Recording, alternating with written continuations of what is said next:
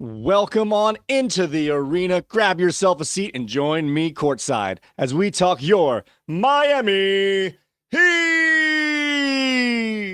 Welcome on into another edition of Miami Heat Basketball Beat. I'm your host, Michael Furley, and it is my great pleasure to welcome you guys into the show today. All right, keeping up with our report card series, it is now time to get into the star players for our report card to see how they fared last year in the 2024-2025 season. Like I said in the last show, before we can look forward, we must look back and assess all of the damage. So let's do so right now, starting off with, let's see, where are we? Our star players, as we look at it this year, being that Jimmy Butler did not finish with the year here, we're going to stick with Bam Adebayo, Tyler Hero, and Terry Rozier. Oh, what a group of stars. Our big three, guys. That's what we're looking at right here. All right, as you can see here, we're going to do the surface stats right off the bat, and then we're going to do a little bit of a deeper dive so we can assess their grades for their report card for the 2025 season. All right, starting off here with Bam Adebayo, our number one star after the Jimmy Butler, we let Jimmy Butler go. He finished the year with 18.1 points, 9.6 rebounds, 4.3 assists, shooting 48.5% from the field. All right, let's do a little bit of a deeper dive in terms of Bam Adebayo. All right, this past season, he played 78 games. That is the second most of his career. He actually had a season in his second year where he played all 82 games, but he was not a starter at that time. He has decreased his scoring average in 2 consecutive seasons. His high water mark was the 2023 season where they went to the finals, where he averaged over 20 points. Last year was the year after that was just over 19 points, and last year was the 18.1 points. All right. Now for some good things here, if you want to say so. He expanded his game quite a bit in terms of the three-point shooting.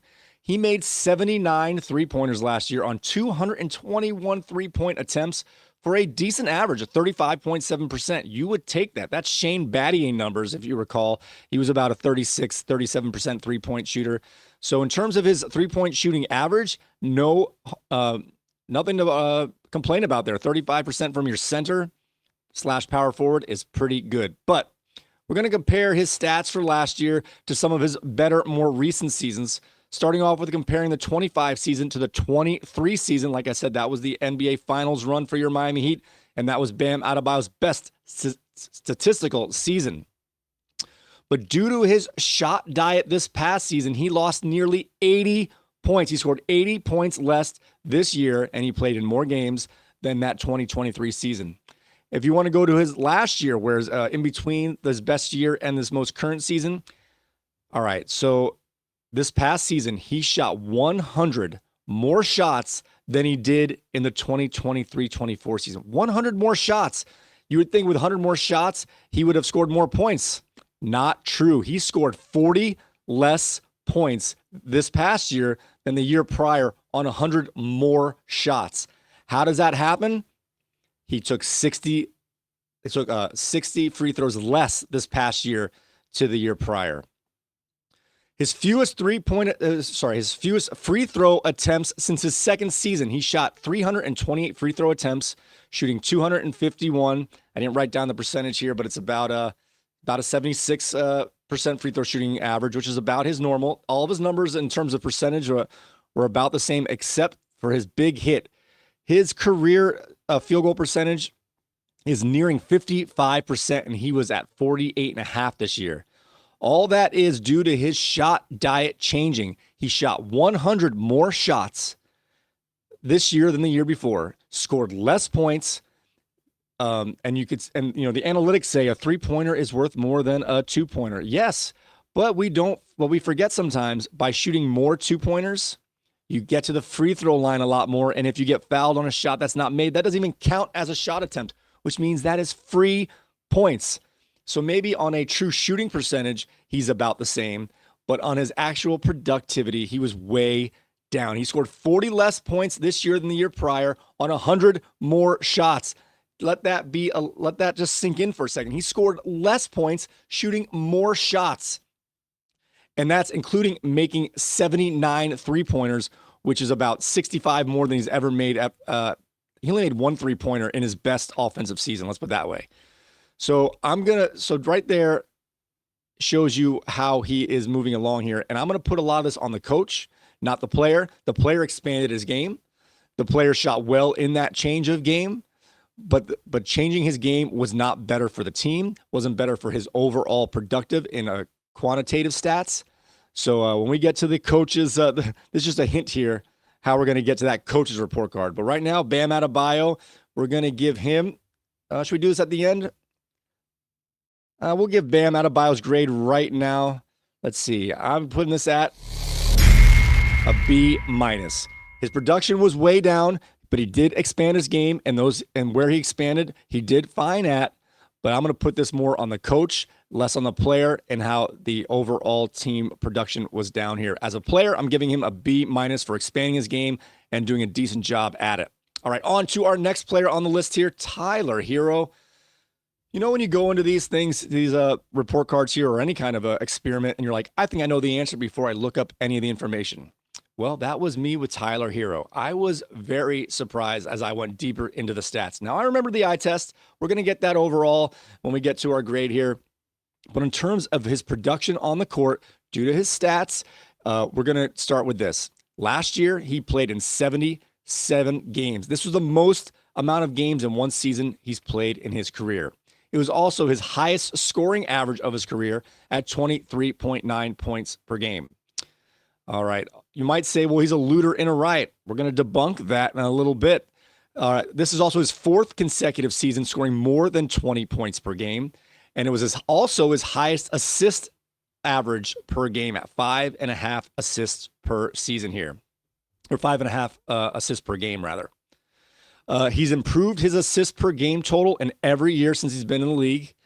And last year, he made 251 three-pointers, the most he's ever made in his NBA career at 37.5%. It was his second lowest three-point percentage of his career, but every year he's been between 36 and 39.9%. So it's right in the middle of his average, maybe on the tick side low, which means when he jacks up one extra three a game, it's not a good three-pointer. But he's amazingly consistent. His turnovers per game have been between 2 and 2.5 his entire career.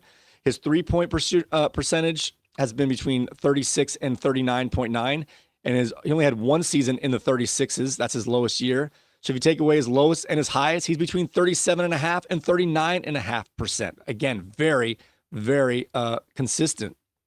All right, now it's time to compare some of his seasons.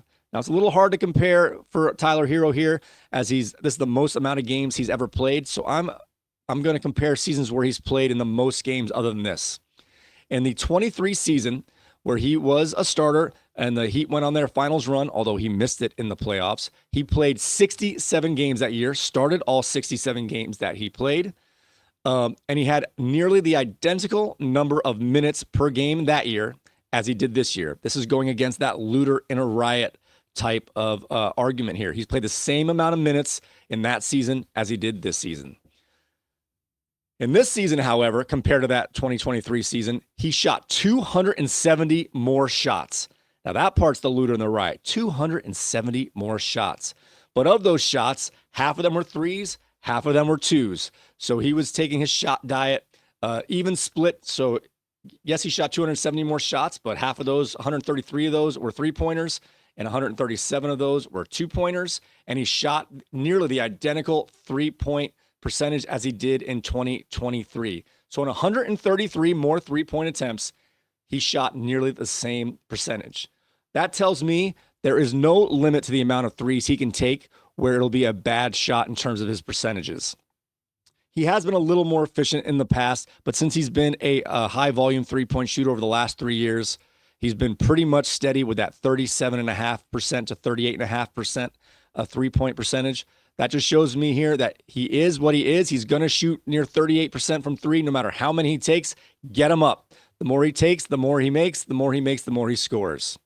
All right, but here is an interesting thing here. Not only did he take 270 more shots in 2025 to his comparable 2023, but he took 145 more free throws in 2025, which means some of those shots come off the board because there's even more shots he's taking than he gets credit for, and he improved to 145 more free throws. And he made 117 of those free throws because he shoots about 88% from the free throw line. So this was his most free throws of his career, shot 287 out of 327. Now, you remember when I mentioned here that the shot diet for Bam Adebayo pulled him away from the basket because he took way more threes? I'm going to give you a quick question here. Who do you think shot more free throws last year? Remember, they played the same amount of games, 77 for Tyler Hero and 78 for Bam Adebayo. Last year in the 2024-2025 season, I'm asking you, who do you think shot more free throw attempts between Tyler Hero and Bam Adebayo? Well, you're right. It is Bam Adebayo, but by one free throw. Bam took 328 free throws while Tyler Hero took 327. He shot more three-pointers than he ever shot in his career and also got to the free throw line more than he ever got into his career. So with that being said here, no matter what you think about Tyler Hero, and I'm not a Tyler Hero stan, but I do know that, he's a great shooter, and there are some limitations to his game, but he is consistent. When you give him more on his plate, he stays just as consistent, and he actually got even more aggressive going to the basket this year. Again, this is a coaching problem here, not a player problem. So we're going to give the grade for Tyler Hero. He settles in at an A-. You could argue he has an A+ here, but he's not perfect and he does make mistakes. A- for Tyler Hero. He improved all the way across the board. Volume. His efficiency went down a tick, but the ratio of volume to efficiency was right where you want it to be. Tyler Hero is good. He is what he is. It's up to the coach. It's up to the team to make the most out of his skills. All right. This is not a Tyler Hero problem. This is a coaching problem. I'm afraid to see what the report card is going to be for Erik Spoelstra later in this series. All right. On to our last player. This guy was supposed to be one of our stars. Can you imagine that? You remember last offseason, they're like, we're not making any acquisitions because Terry Rozier was our big acquisition as the midseason trade the year prior. This was their quote-unquote 2024 offseason acquisition that was going to bolster their team, Terry Rozier.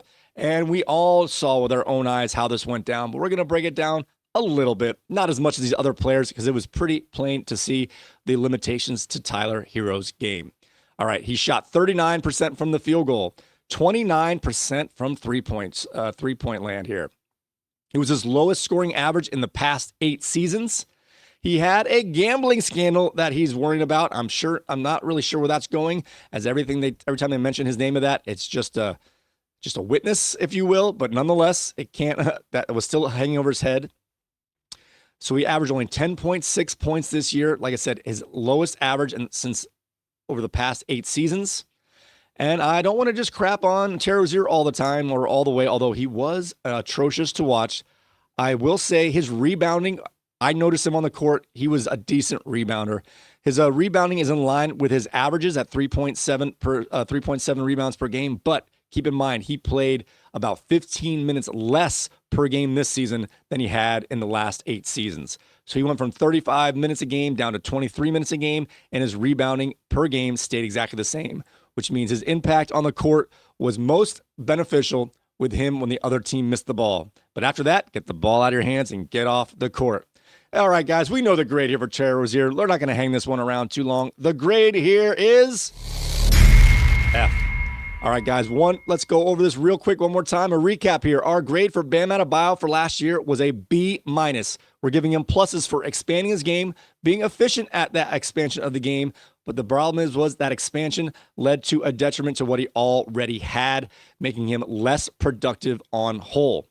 Tyler Hero added more productive to his game, and it did not take anything away. Actually, he added a new aspect to his game in the getting to the free throw line and being successful at it. And his assist numbers were way higher than years past by more than a full assist per game, better than his previous seasons.